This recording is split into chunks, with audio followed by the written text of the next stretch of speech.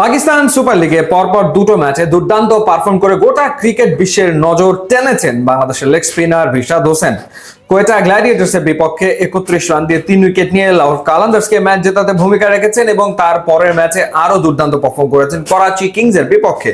4 over বল করে 26 run দিয়ে সেই ম্যাচেও তিনি 3 উইকেট নিয়েছেন, যার মানে দাঁড়ায় যে 2 ম্যাচ খেলে 6 উইকেট নিয়ে ফেলেছেন রিশাদ হোসেন।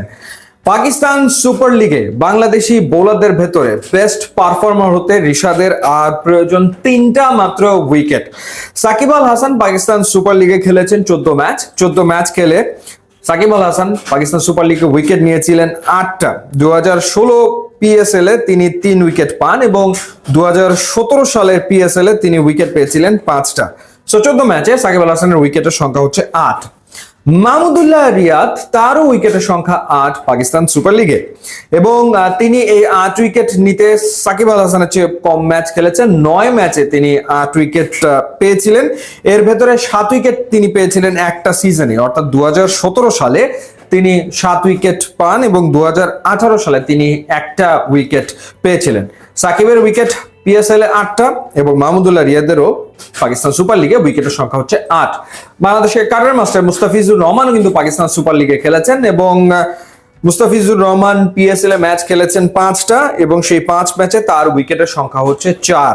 2018 সালে পাকিস্তান সুপার লিগে নাম লিখিয়েছিলেন মুস্তাফিজ এবং সেই সিজনেই তিনি 5 ম্যাচে 4 উইকেট নিয়েছিলেন।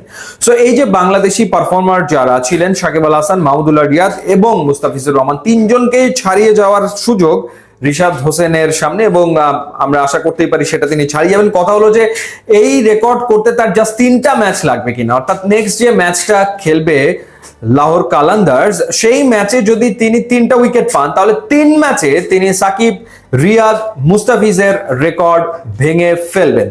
যে ফর্মে তিনি রয়েছেন সবাই আসলে সেই প্রত্যাশা করতেই পারে। এখন দেখা যাক, সেই জন্য আসলে আমাদের ওয়েট করতে হবে, অপেক্ষা করতে হবে 22 এপ্রিল পর্যন্ত।